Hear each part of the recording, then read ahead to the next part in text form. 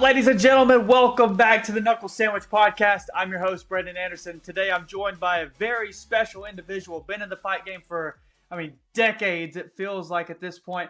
Owns his own gym, trains people at the highest level. There's not enough good things that I could talk about this guy. Brian the Law Hall. We're going to talk to him in just a minute. So we've got some hot takes to talk about. We've got, I want to talk to him about some of his fighters that just announced some fights literally today and see what's going on with those. But, man, the very first thing I want to say is I don't like John Jones. I just wanted to get that out there again. I said it last week that I didn't like him as a person. And then, they post like yesterday that he got 2 misdemeanors, blah, blah, blah, whatever. That's all I got to say. All right, let's bring Brian in. I'm done ranting already. Brian, what's up, bro? How are you? What's up, man? Awesome introduction, man. Awesome. Appreciate the love. Appreciate you for having me. Absolutely. It's an honor and a privilege to have you on the show today. And, man, I really want to start off with one of the big things that you preach and your guys preach a lot is Memphis made, right? You even got it on the shirt. North Memphis, South Memphis, Westwood, Orange Mound. Yes, I'm sir. not a geography guy. I don't really know the geography of Memphis, but I'm assuming that's just about the whole part of it, right? Basically, it's just four cities within a city. Okay, gotcha. Memphis has its own state, so we just claim these as little cities within our little state. Fair when you enough. think about basketball, they used to call Memphis State. They didn't call it University of Memphis. They used to call it Memphis State. Fair enough. So why are you guys so big on, like, if you're not in Memphis, don't claim Memphis? What's kind of the story behind that for you guys?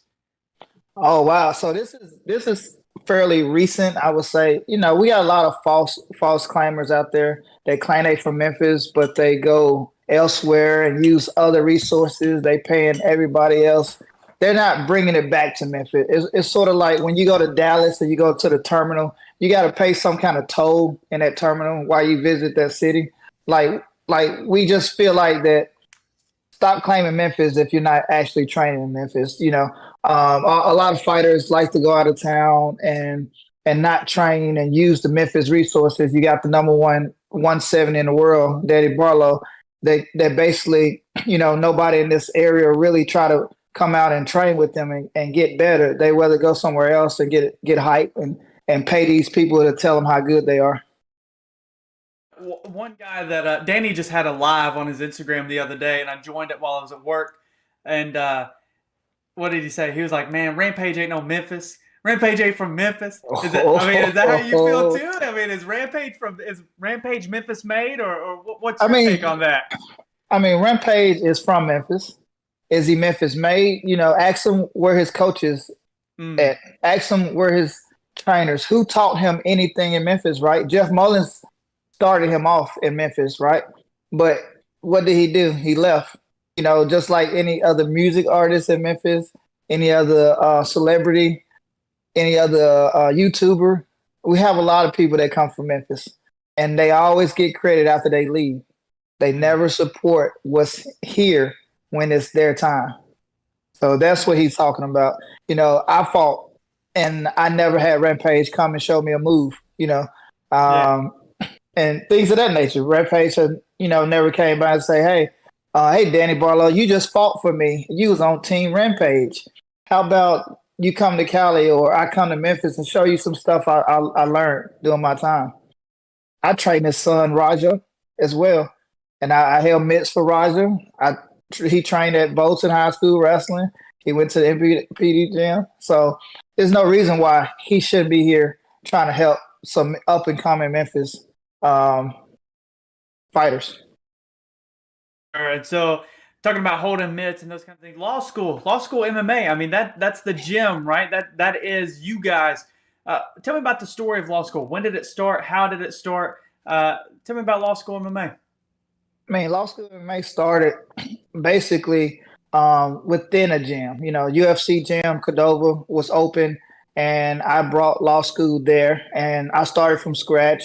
My plan was to just work with non-fighters and have a few fighters at UFC Cordova, but it turned out to be a very popular spot. And then I got more people but the gym was going away out of business type deal. So I changed UFC gym to UFC Germantown.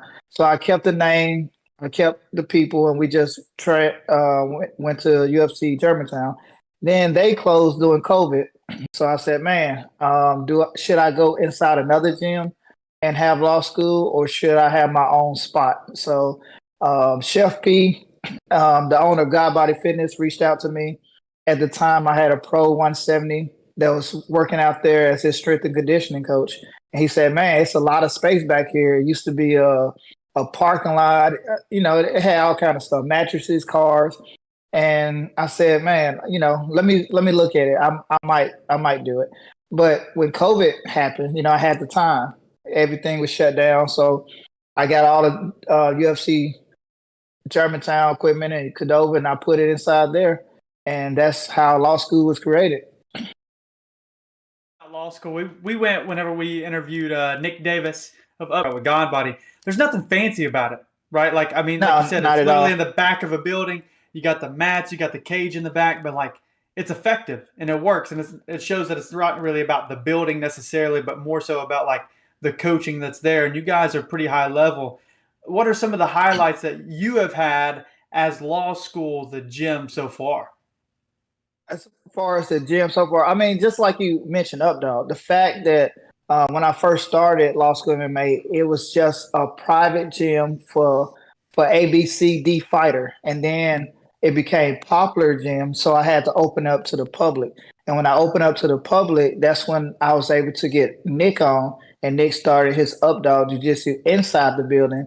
And it expanded to what it was, and that's the same thing that we do now. Like Chef P gave me the opportunity to open up law school, I gave Nick opportunity to open up Updog, and I'm same thing with Jason right now, Amari, Terry, all my coaches is getting that same opportunity to build something from scratch and make it their own. So for you, like you said, you built this like coaching core, letting these guys come in and really start to build stuff of their own. But you guys are coaching some pretty high level athletes over there. Danny Barlow, had Ryan Spann, AJ Cunningham, Jalil Willis, Ethan Birmingham. I do my homework. Paul Kimball. I mean, the list just continues to go on and on. Yes, pro sir. And amateur athletes. So for you, being a former pro fighter as well, and now the coach of these guys up and coming, what's it like being a role model in their careers for them? I mean, it's very important because I get to lead by example. I can remember my coaches. I couldn't really watch them do what I have done. I heard about it, but as far as being a leader, I can show them, I can tell them, and I can tell them all my mistakes I made and what I should have did, and then lead and tell them this is what you should do. It's up to them whether to follow the law, but I'm going to give you the opportunity to follow the law. And if you follow the law, you'll be successful like Daddy Barlow and that nature. And so I mean, you pretty much just answered my next question. I was going to ask what is some advice you'd give to a young fighter, but I mean, follow the law. That's all you got to do. And simple hashtag follow the law, and you get your answers. That's real talk. as a coach, you've had some pretty awesome experiences, even just in recent UFC 298 with Danny Barlow in that debut. PFL Paris when Jalil Willis went and fought Doumbé. Tell me a little bit about some of those things. Were there any crazy experiences? I know you got kicked off a bus or had to get off a bus in Paris because the guys were like trying to fight y'all or something on the bus. I mean, tell me about some of these little things that happen at these big events. Let me see. I give you I don't know if you heard, but we was in UFC 298 in California, and what's the champ name? 145 champ. Taporia. They got into it with Memphis, and I saw his brother. And I'm used to that type of stuff, but Aldridge was ready to throw down. Yeah, he was. That's the thing about Aldridge. He's that real bouncer that got your back. Like if you about to get to a fight, you better have him in your circle because he'll take that charge for you. But that's just one incident that happened in Cali, and then we go to France, and we got the crowd that's very hostile, not letting us through. So we got to get off the bus and walk our way to the arena. But Yeah. to me, it's funny and fun and games. So I like that type of stuff. I feel like MMA is more like WWE to me. So I have fun with it. That entertainment factor to it all. So it just Yes, adds sir. to it. Exactly. So You I got got to to, so know, it won't be so stressful. right? Exactly. Got to have the fun with it. So I got to Yeah. ask, man. Medic pulled out. Medic, however you want to say it, pulled out Right, against right. Barlow. Is there any updated news on that? Because I mean, everybody's anticipating Danny Barlow's return to the UFC. Has he been offered any other fighters yet, or been offered any other fights since that? So who he been offered to fight is I can't tell you because No, I don't even know. man. If I knew, I could tell you. If I get 10 followers tonight, I'll let y'all know. Deal. Everybody better go follow law school MMA right now. We got to find out while we're on the live. So Yes, sir. we'll move on from Danny then. Jaleel Willis just announced August 2nd he's fighting at PFL Nashville. That's huge, man. I'm hoping we're going to be Right. there as well. You know who he's fighting for that card? Yeah, I do. But do I supposed to tell? Is Come on, it's man. live. But I give you a hint. All He's right. another vet. He's from Florida. Okay. He got good boxing. He got look good kickboxing. So it's gonna be another tough fight. I mean, Love it. Jaleel ain't never had an easy fight. Jaleel is a dog, and he just gonna have to beat his ass or die trying. I love it. And I'm not even going to ask at this point, but AJ Cunningham also just said he signed a UFC contract fighting overseas. I'm not going to ask who it's against because I don't want to go 0 for 3, but you got some busy weeks coming up for you. It sounds like in the big stage. Yeah, definitely, definitely. I just found out about that today. I'm still waiting on AJ to tell me the name. I'm sure his manager know. I'm like, dude, you gonna give me the resource? I know. X Factor is now helping him. So I'm sure that that's something that I'm like the third party on that one. Unlike Danny, I'm like the main source, but AJ haven't told me that name yet, so I'm still waiting on him to give me that So news, and especially if it's out the country. I'm guessing it's that September Paris like that. opportunity. So like for these guys, whenever they sign these contracts and things like that, I'm going off my script here because now I'm just really curious.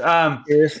Like training camp for these guys, I've heard people say like, oh, I just stick to my game plan. Or does law school study a lot of film? Do you study a lot of film for these guys and kind of curate a game plan versus the opponent, or you just focus on like the law, right, and then and execute that really well?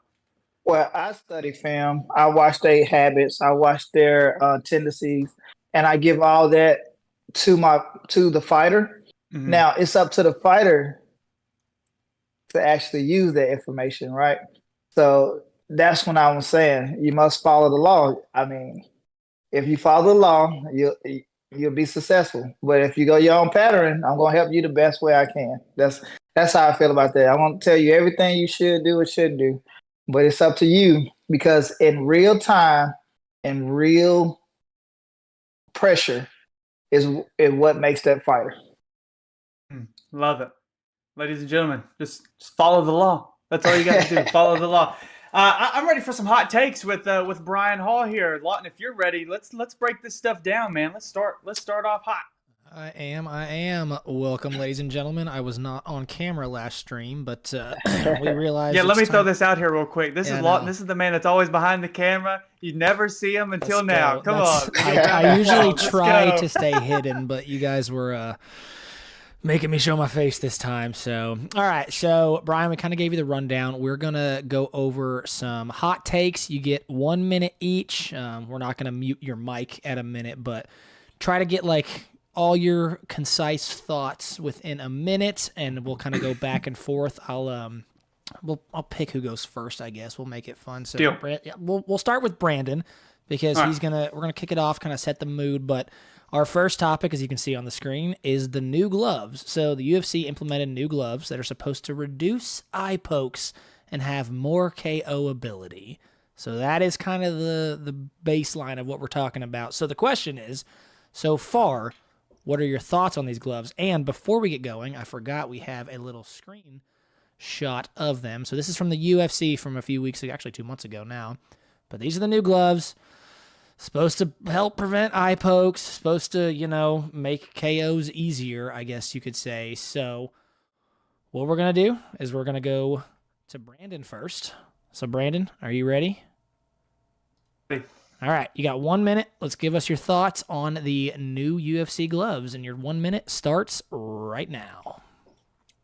All right, so for the glove part, Dana White, even after the first time they came out, because they came out with these gloves on the Poirier Islam card, there was 0 knockouts and there was like 5 eye pokes. So it was automatically like I don't know if these are going to work. And he was even doubting them too. But then after that, like the very next fight night had 5 knockouts and so on and so forth. I mean, I don't know if they really play a big difference. I'm curious to see what Brian's going to say. But I mean, how much can a glove really pay difference? I'm not really sure. I don't have gloves myself, I guess. But yeah, I mean, it seems like it's entertaining for the fans. I hate the design, like the color of them more than anything. The gold with the black lettering, they should have switched that. But other than that, I mean, my input is very minimal on this. I don't really know because I haven't seen a difference. It doesn't feel like it. It feels like they're just about the same as they were before. All right. Very nice. Under a minute, you gave your answer. Oof. So good job. You're beating the clock on that one. All so right. that 4 seconds comes to me.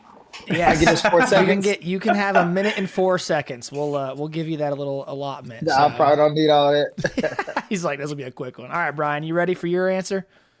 For sure. All right, for sure. UFC new gloves. What are your thoughts? Your 1 minute starts now.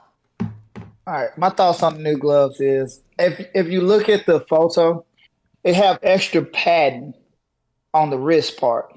So they basically gave us more padding so we can do a back fist and not feel our wrists up maybe. And also the eye poke still exists. I don't think it's stopping no eye pokes. If you notice, only thing that they said doing Danny Barlow fights, ball your fists up, watch the eye poke. All right? They still focus on the same thing they did them gloves before. People don't know, but I signed a non-disclosure agreement about those gloves. So them gloves was used in Dana White Contender Series that whole time. So they've been using those gloves. All right. If I get sued, I file bankruptcy. All right. With time to spare. I didn't know that. That's crazy. And one more thing. Them gloves prevent you from sticking your fingers inside and holding your own glove. Does that happen a lot? Yeah. People hold your gloves a lot. Mm-hmm. So now it's harder to get a grip to stick your fingers in between. Interesting. That is very interesting. Okay, yep. I'm learning new things on this interview, so this is good for me. Brian, just so you know, I've got a little bit of a background in the MMA world, but my nickname has always been the Casual. So there's things I know, like high level things, and then I don't know like the bare minimum of things. So I'm learning something new. So this is going great for me. The more you know. Literally. All right, so we're going to move on to the second topic. We got Dana White's Contender Series. We all know what that is. So kind of in our notepad, we got the Dana White Contender Series has proven to be a gold mine when it comes to up-and-coming talent. We've been watching the show, or kind of that season of whatever you want to call it, for a while. So do you feel the Dana White Contender Series is taking over in popularity and talent over tough? So is Dana White Contender Series more important, more producing fighters, more producing people that are getting into the UFC over tough? And we're going to start with you, Brian. So we're going to let you take this one first. So do you feel Dana White's Contender Series is taking over in popularity and talent over tough? Yes or no? And your 1 minute is starting now. Yes, they definitely taking over. Dana White Contender Series is more important. It's more fashionable, more relevant than tough. I haven't saw this season of Tough, but I heard it's going on right now. But as you notice that most of the time when you talk about when Dana White go to the board, he always have Dana White Contender Series highlighted. Anybody that was on it, he don't never, he might have Tough, but you'll see 1 or 2 of those. It used to be important, but now it's not so much. You think about all your stars, all your champs, Jamal Hill, Sean O'Malley. They all came from Dana White Contender Series, not Tough. Tough is outdated. sort of like the salary that they pay for Dana White's tennis series. Ooh. All right, with seconds to spare, but okay, I like that answer. Very nice. Brandon, same question. You ready for your 1 minute? Yeah, All right. I'm ready. Dana White's Contender Series, is it more important than tough? Yes or no? Give us your thoughts. Your 1 minute starts now. Yeah, so for Contender Series, absolutely, like it's over the Ultimate Fighter right now. If we look at the alumni as a whole, I mean, obviously the Ultimate Fighter has produced bigger talent that has aged really well, but it's been around a lot longer. Brian made the point, he hasn't watched a season. I probably haven't watched the last 6 seasons of The Ultimate Fighter, to be completely honest with you, because it just hasn't been that interesting. But ever since The Ultimate Fighter, or ever since the Contender Series has come out, it's just been this easier gateway for fighters that are already at the level of talent to get into the UFC, to get into the UFC. They don't have to go through this whole elimination chamber of weeks on weeks on weeks of fighting other people just to possibly get the contract. They can have one fight, produce a really high-level knockout win or TKO seconds. like Danny Barlow, and then they're in the UFC, and then they're making that money. So absolutely the Contender Series is better than the Ultimate Fighter. Very nice. All right, gentlemen. Very good. That is 2 of 5 topics down and out. And Boom. We're looking pretty good. Y'all are abiding by the times too. This is crazy. Usually, last week we were kind of going over with Rashad a little bit, but that was just a little bit of user error on us. So, all right. So our next topic is going to be striking. So Brian, you have the law school striking system, and you're an undefeated pro boxer and U.S. boxing coach. Homework. Yeah. So this question, we're going to start with you again because it's kind of in your world. So, who is the best boxer in the UFC? Are you ready for your minute? I definitely. All right. He was ready to go. All right. Your 1 ready minute to go. starts now. You go. Best boxer in the UFC. 1 minute. Here you go. All right, I have 3. I can't just narrow it down to one. I like the 45 champ. What's his name? I can't pronounce it. Topuria. I like Sean O'Malley and Danny Barlow. And those are my favorite 3. You talking about how to use range. That's O'Malley, Barlow. How to put pressure and box the hell out of people is the 45 champ. If you want to throw Holloway in there, I think his volume is good, but it's sort of like Nick Diaz. I don't think he has the power to knock people out, even though he knocked Gaethje out. But Gaethje, he's been dropped so many times that you can blow on his chin and knock him out. So from all his war battles that he's been tested in. So that's my opinion on that. Very nice. All right. Again, with time to spare. I wasn't prepared to debate with Brian, but I guess we're gonna have a debate on this one. Hang on now. I think you just found the next topic after we get done with these hot topics. So, all right, Brandon, passing it to you. 1 minute. Who is the best boxer in the UFC according to your opinion? We'll debate after. Let's give your opinion first. Your 1 minute starts now. How can you not give it to Max Holloway? That's the thing. How can you not give it to Max Holloway? I mean, whenever he pieced up Calvin Kattar like that, he's done it to so many people. And then the Gaethje knockout, no matter how diminished that man's chin is, I mean, it's hard to put away Justin Gaethje because a lot of people still can't do it after they knock him down.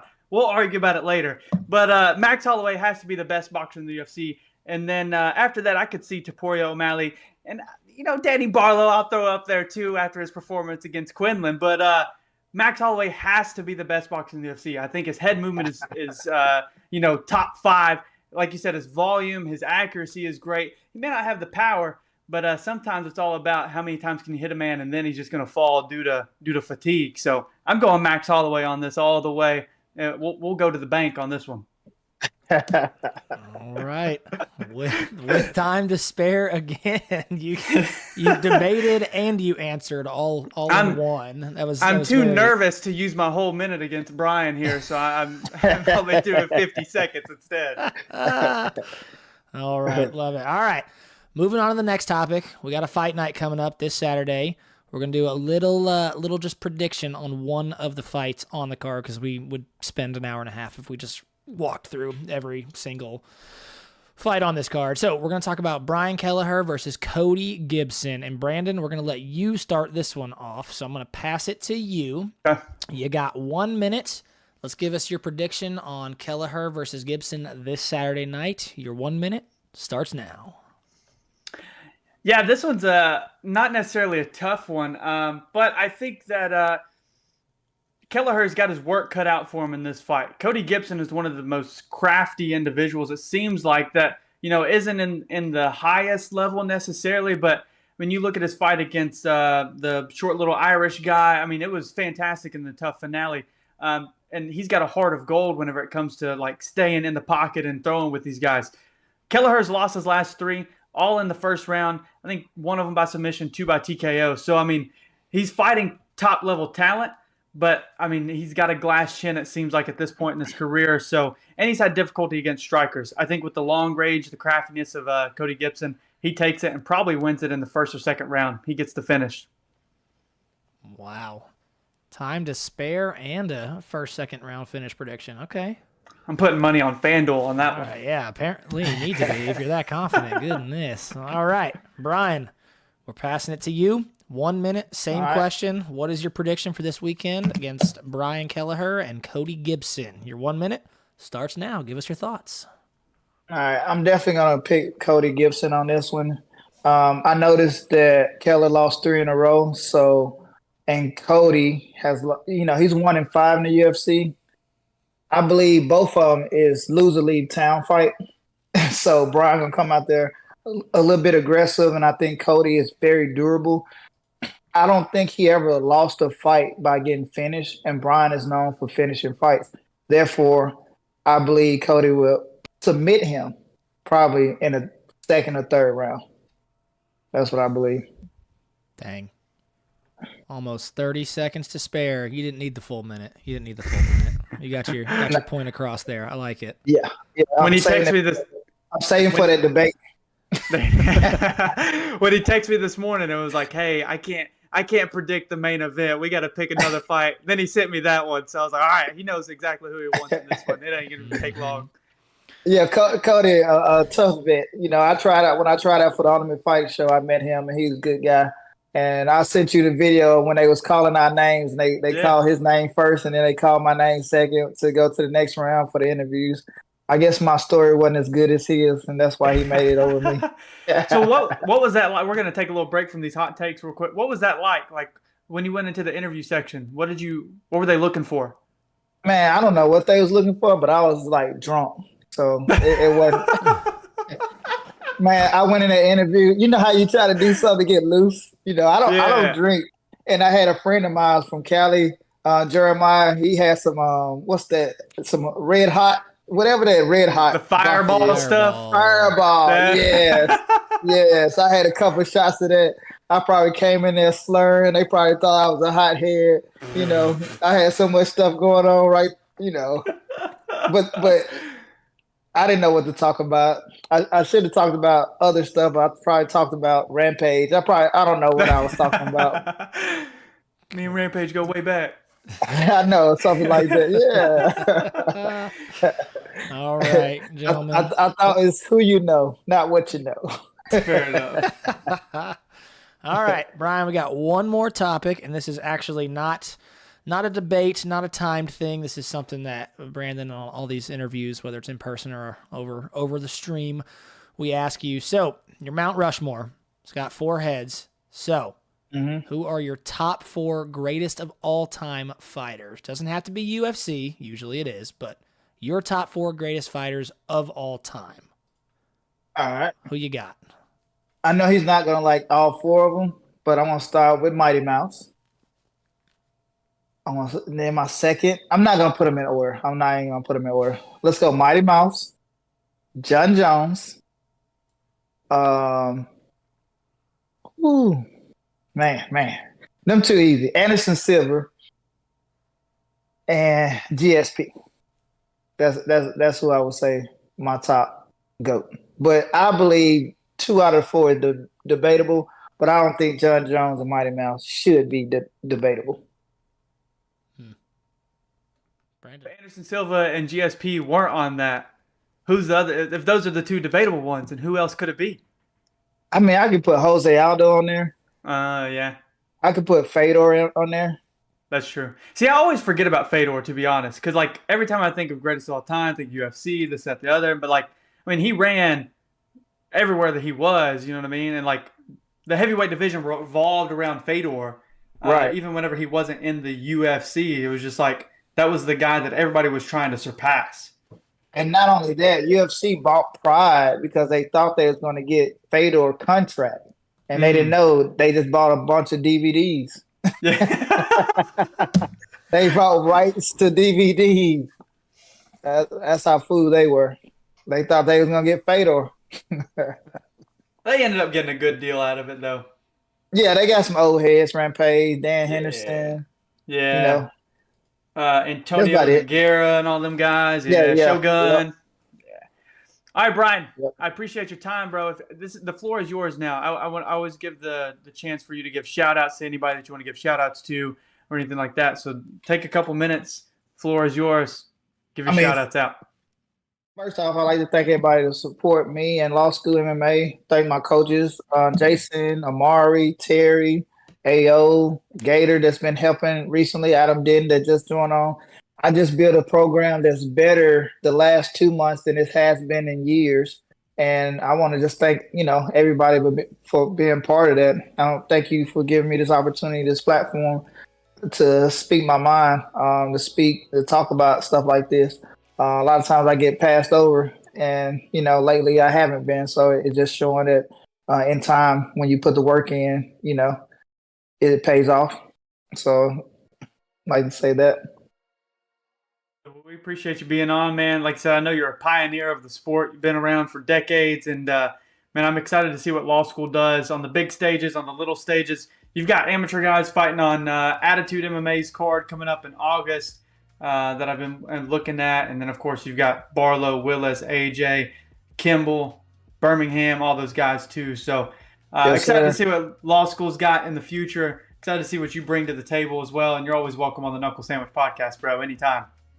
Thank you, man. Thank you for having me. Well, you got a Knuckle Sandwich you got a symbol? Yeah. Okay, I got you like a noogie. Okay, like a noogie. Yeah, Knuckle Sandwich. There you go. Yeah, there you go. I got you. Appreciate you, man. Yeah, hey, thank you so much, Brian. Ladies and gentlemen, thank you for joining in. If you will, share this link, subscribe to the channel. I always forget to say that. Man, we would probably have like 10,000 subscribers if I just told people to subscribe, like, and follow. Yeah, that's it. Go follow Brian and his gym, Law School MMA, on Instagram. I'm sure it's on Facebook. Follow his Twitter. I'm trying to get better at Twitter now, so just because of Brian. And yeah, man, we'll be on again next Tuesday, 6 p.m. We're going to be with Bryce Warner out of Nashville MMA. He's got a big fight coming up in Florida on the Combat Fight Series, fighting the #1 guy in the nation. It's going to be huge. It's going to be big.